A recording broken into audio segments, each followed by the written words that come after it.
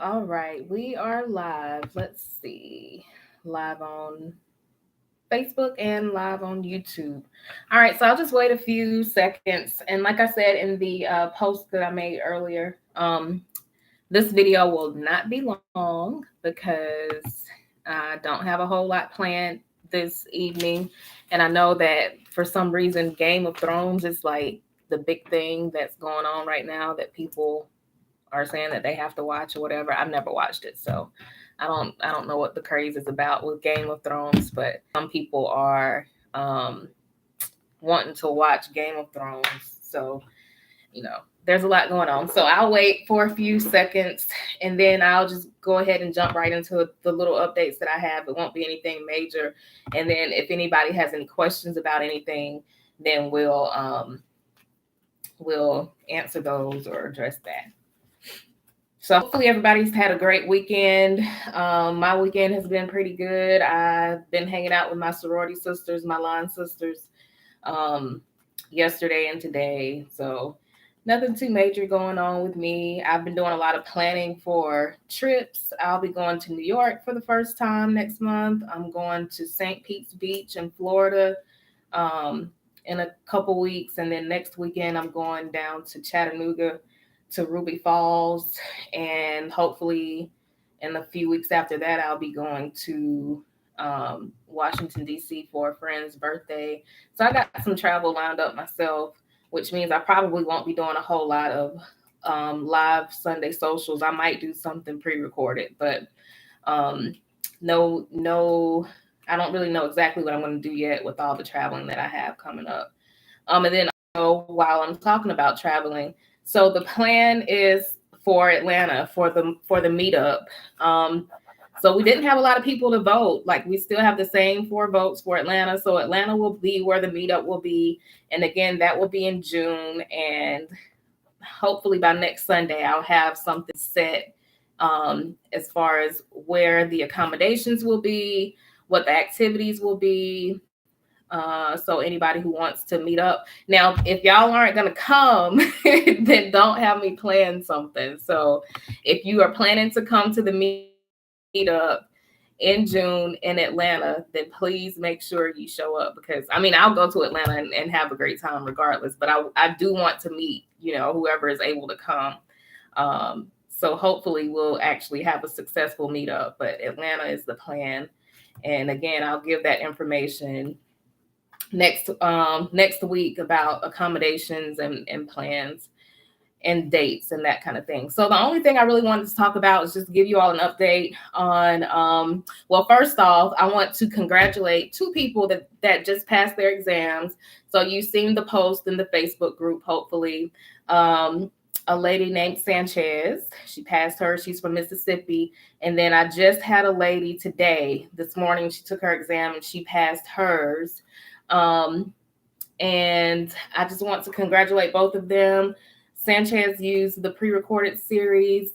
And then her name is something different here on Facebook, but her name that I know her by is Misha or Aisha.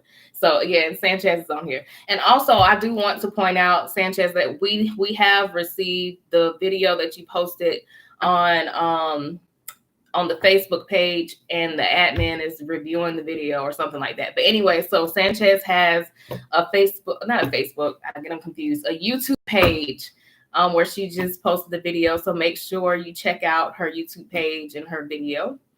The name of her YouTube page is Cup of Chi. Am I pronouncing that correctly? Is it Chi or Kai? So correct me if I'm wrong, but yeah, so check out her video on how she passed the exam. And then also I wanted to give an update on the pre-recorded tutoring series. So, and you probably have already seen the video, so I'm not going to talk a whole lot about it, but now there are 15 videos. It used to be, I think it was 10 videos. So yeah, I added 5 new videos with more content, updated content. And there's still those other 10 videos are still in the pre-recorded series. It's just I updated some of the questions, and then I added these 5 new. So there are over 180 questions in the pre-recorded series, 15 videos, and it's about 10 hours of content. And for now, I'm going to leave that on special for $150 until May 1st. Starting on May 1st, that pre-recorded series will go back to $250. And if I add anything more, any new question sets or any new videos, it'll stay that rate probably forever, because I don't really see a reason to increase it from $250, because I think that's a pretty good rate. It's good quality. It's helped people pass the exam and that kind of thing. So what else? Oh, and then I have that $65 binge watch special. So if you want to get 7 days access to all of the pre-recorded series, it'll be just $65 for 7 days access, because I know that $250 or even the $150 is a little bit too much for some, and that's understandable because we have families and bills and the exam and all this other stuff. So and honestly, I don't want people getting it just because it's $65, because it's only 7 days. And if you don't have the 7 days to devote to watching all 10 hours and, comprehending all of the material and actually soaking it up and soaking it in, then I don't want you to binge watch. And that's why I call it a binge watch special, because that's what it's going to be. It's going to be you for 7 days trying to find time to get these 10 hours in to learn how to take the exam. So if you don't feel like you can do that, I would not want you to do a binge watch, but some people can. Some people might not find out about day-to-day social work until a week before their exam, and maybe that's all they have is 7 days. So I put it to $65 because I feel like that's affordable, and you get the same quality. You just don't have the 45-day access that anybody else would have if they bought it at the regular rate. So the videos are a little more content driven as far as clinical social work, but they also apply to the LMSW exam. So it gives you a variety of stuff, questions rather, to look at and to twist your mind to thinking how the test writer wants you to think, and learn the strategies and the tips and that kind of thing. Someone asked me about the acronyms. I don't really use that. I didn't use the acronyms. I don't really suggest that people use the acronyms now that I know how the exam is set up, because the answer choices have to be pretty much cut and dry in order for the acronyms to apply. So I don't really recommend using the acronyms, but some people live by them, and that's the best way that they study. And they say that if they don't have the acronyms, then they will never pass the exam and that kind of thing. So whatever floats your boat, whatever works for you, then use the exams. But I teach you different strategies that don't require the acronyms. Let's see what else. So I talked about that. The videos also, the pre-recorded series will be on a different platform. So it's not going to be on YouTube anymore. Well, I'll have an option for you to use YouTube, but I moved the videos over to a different platform just for the integrity of the content, and so that I could have more control over the security of the content. So I am able to see when you look at the videos, how long you watch the videos, if you watch it all the way through and finish it, and that kind of stuff. So I'm able to look at the analytics a little bit better on this new platform. I can also see what region you're in. I mean, this is the same kind of stuff on YouTube, but it's better on this new platform. So I'll be able to look at, if it's male or female and what state and what times and that kind of thing, so that I can get a better idea of how I need to improve going forward. So that's that about the tutoring. Now, as I said in the video that I made for tutoring, I'm going to focus more on my personal consulting and personal coaching this year, which is another reason why I updated the material from last year, and why I added more content to give you like a lot more questions for this year, because I'm really trying to start and kick off this personal consulting. For me personally, just to give you a little backstory about it, I, of course, am under supervision for my independent license in the state of South Carolina, and I do plan to go into private practice sometime. 2019? I may be eligible to sit for that exam toward the end of next year.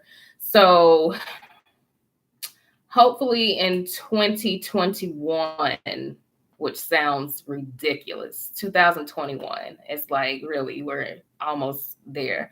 But anyway, so 2021, I'm hoping to go into private practice and do therapy and counseling. And hopefully my target population will be teenagers and adolescents, because I work with them. And I have a passion for working with teens rather than adults, even though I work with adults, parents and that kind of thing. But I think I can make a bigger difference working with teens and adolescents, especially since I've been in this role, working with pediatrics, pediatric endocrinology. I feel like I can make a bigger difference with teens, because I see them every day, and there are a lot of them that are suicidal just every single day. It's almost becoming depressing to see kids that are 16, 17 years old, and they feel hopeless, and they feel like they don't want to be here anymore, and they can't see the future and that kind of thing. But I feel like I'm able to connect with teens. I'm able to build a genuine rapport with teens, and I don't know why. I just always have been that way. So hopefully I can make a difference in that way. So with the personal coaching and the personal consulting, which is not therapy, it's not counseling, and I always want to make that clear.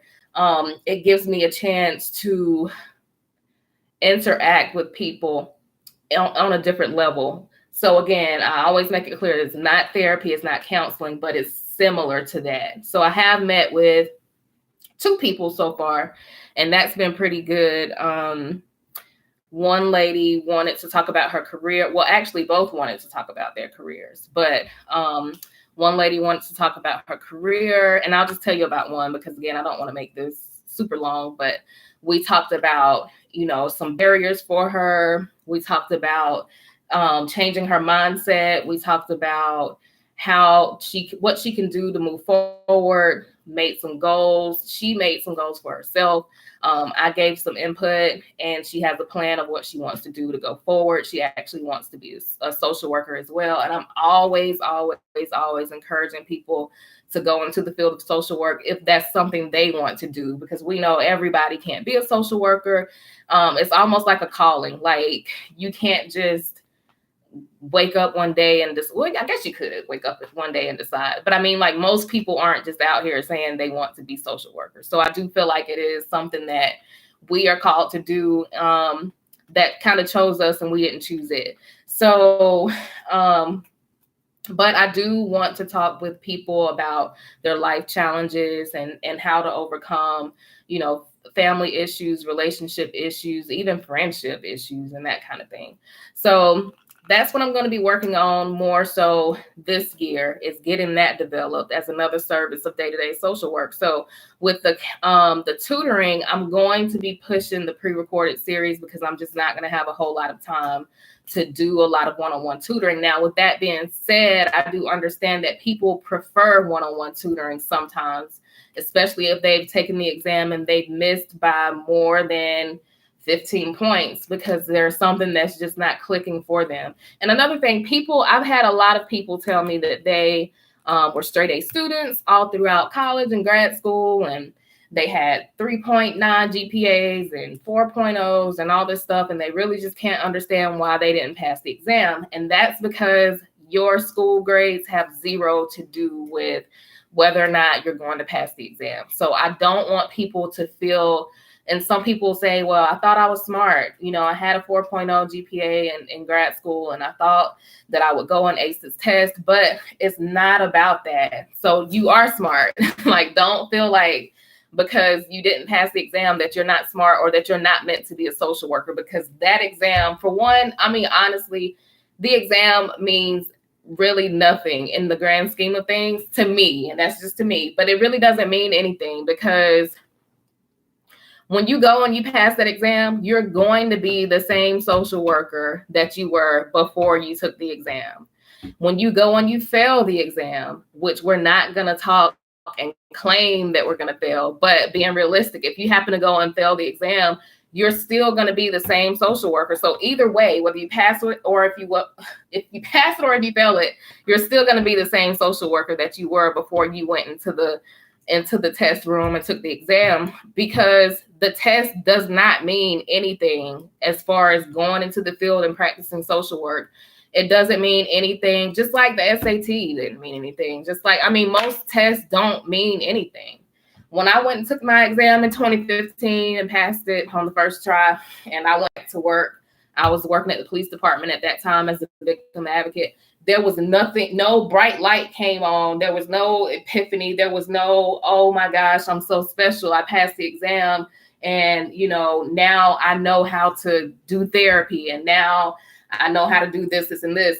Nothing is going to be different other than the fact that, yes, we're gonna celebrate. It is something to be grateful for and thankful for and excited about.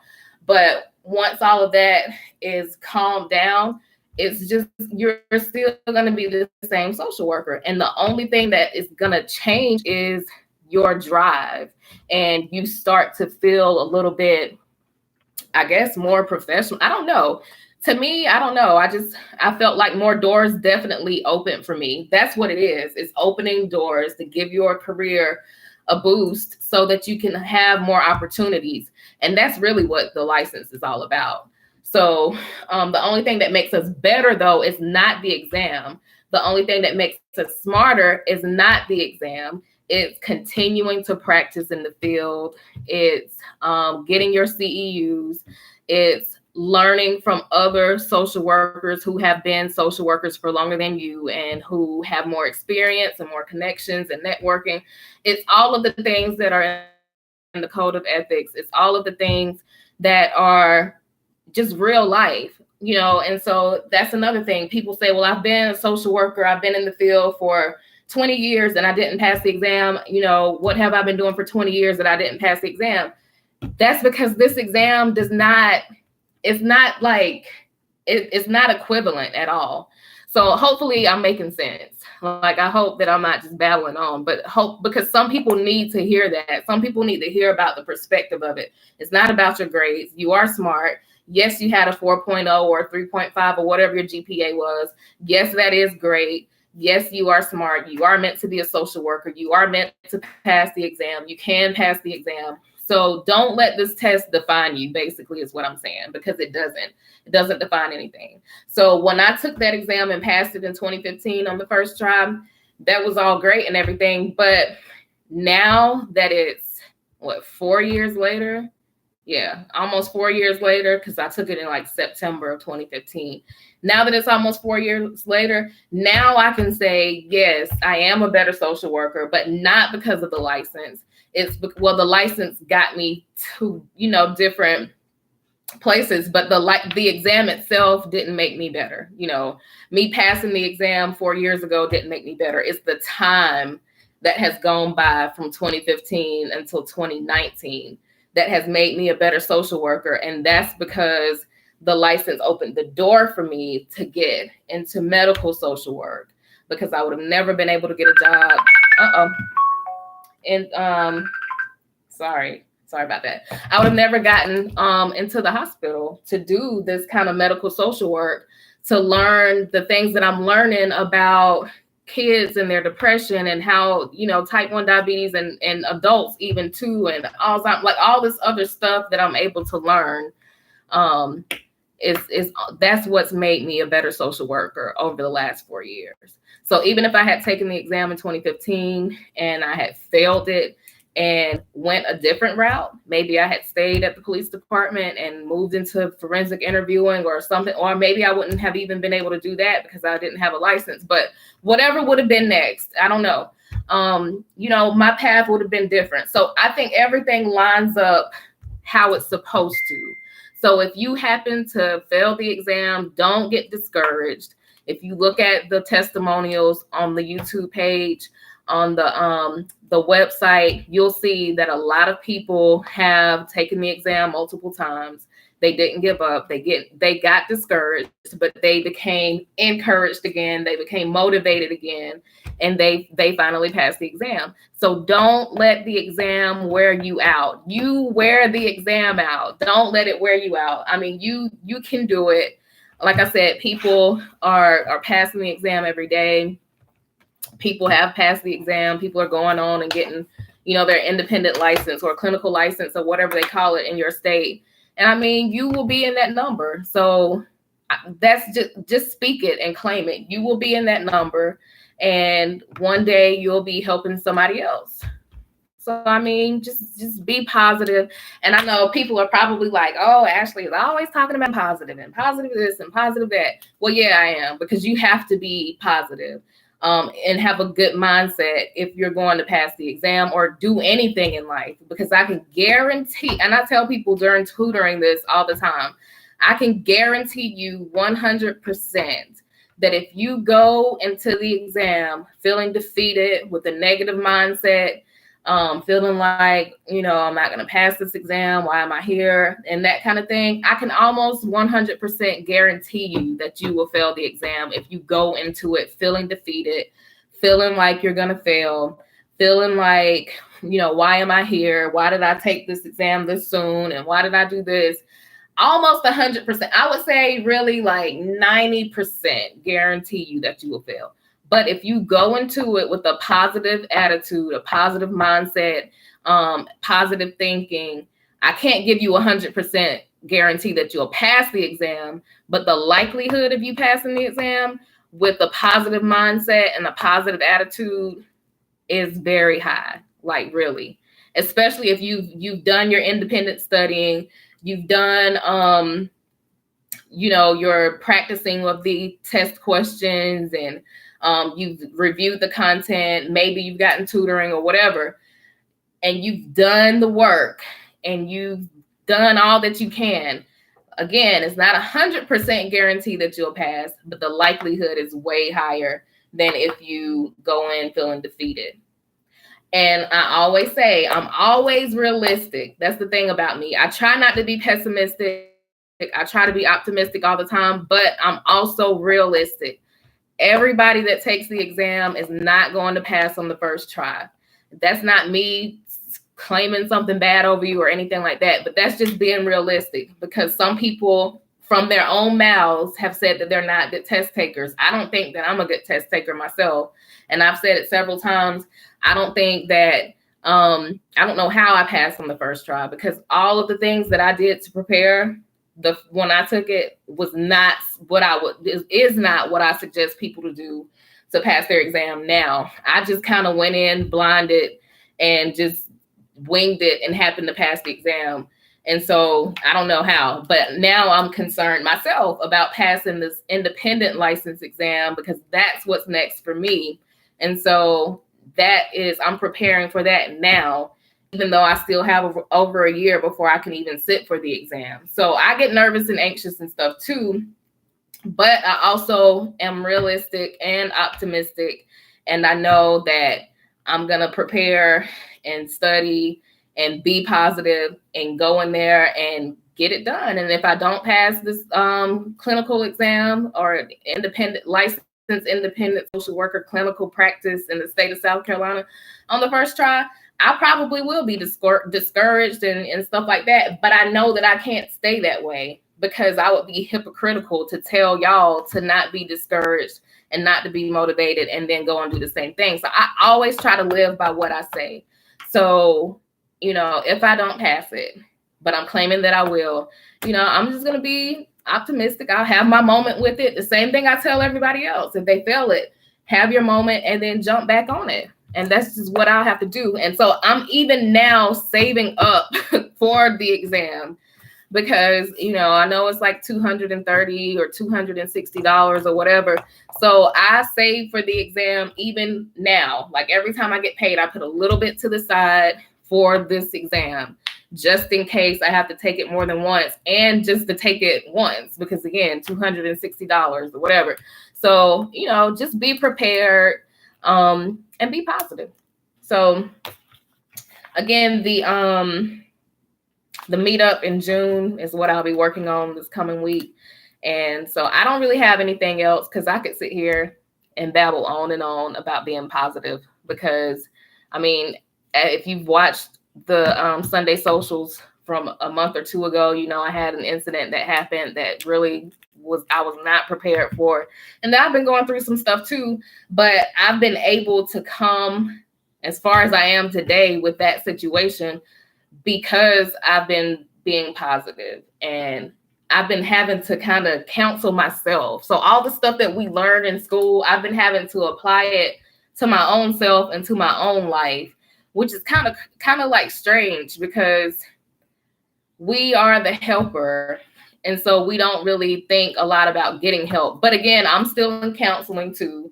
So, I mean, you use what you have, use your resources, same resources that you give your clients and that kind of stuff. Use it and just be positive and live your best life. And, you know, if y'all need advice or whatever, just reach out. Reach out to me, reach out to whoever your mentor is. I strongly suggest that you have a mentor in social work. I don't even have one myself right now, which is something that I need to do. I have friends and colleagues that I do talk to, but I don't have like an older, and not necessarily older, but a more experienced social worker that I just go to for social work advice and that kind of thing, other than my coworkers. I do have some coworkers that have been in the field longer than I have, and I do talk with them sometimes. But like I do feel like I need to have one person who I need to use as a social work mentor. I just hadn't thought about it, and I'm still doing psychodiagnostics. I have so much going on, and I know we all do.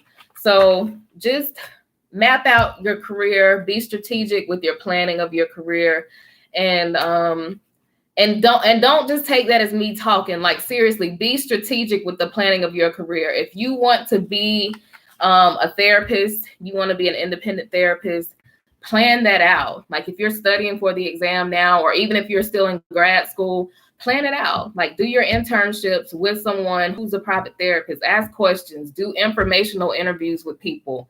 And that's basically, if there's an agency where you want to work or that you want to work for, or if there's a therapist that you want to be like, or whatever, set up an interview with them. It doesn't have to be for a job necessarily, but go and talk to them, ask questions, take notes, get connected. And I'm an introvert, so I don't really like to make small talk with people that I don't know. But I mean, us introverts, and some of us are extroverts. I'm definitely not. But, you know, we have to get out of our comfort zones and talk to people and make connections and just plan it out. Be strategic, because you don't want to go through school, get your degree, sit for your exam, pass your exam, and then you have your license and you have your degree, but you don't have any connections and you don't have anybody that you can talk to and that I call it dump on. So you want to have somebody that you can dump on. So if you feel like you might be getting burnt out and you feel like you need to basically debrief with someone, and that's what I call dumping on them. So if you had some crazy week or crazy day and you need to let it all out and vent, basically, have somebody that you can talk to that understands what you're going through, but always ask first. And that's what I'm working on too, is asking first if you have permission to dump on someone or to vent. I don't want to vent to someone, because a lot of times people have their own stuff they're going through and they might not have the mental capacity to listen to you vent all of your stuff onto them. So again, I'm not going to keep babbling on, because I can talk about being positive all day, and it probably will get sickening to some people, but that's it for tonight. If you have any questions, let me check Facebook and see if anybody has put anything on here. Nope. Okay. Any questions, comments? If not, I'm going to end the session or the Sunday social, and I will be back here, if God is willing, next Sunday, same time. And for those of y'all that watch Game of Thrones, y'all enjoy that. But I'm about to get back to my trip planning and my psychodiagnostics for this evening. So y'all have a great week. I know spring break is coming up for some of your kids and stuff like that. So enjoy spring break. Have a great week. Be positive. Keep studying. Realize that the test doesn't define you. Plan your career. Be strategic. Be positive. Go forth and prosper. Be great. You know, all that good stuff. So I will see y'all next Sunday. Have a great week.